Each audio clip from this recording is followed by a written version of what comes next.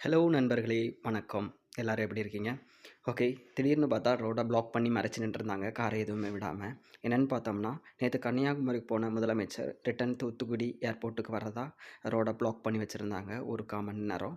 So, திடீர்னு கார்லாம் நெறையா போக ஆரம்பிச்சது. ஸோ, முதலமைச்சர் காரும் வந்தது.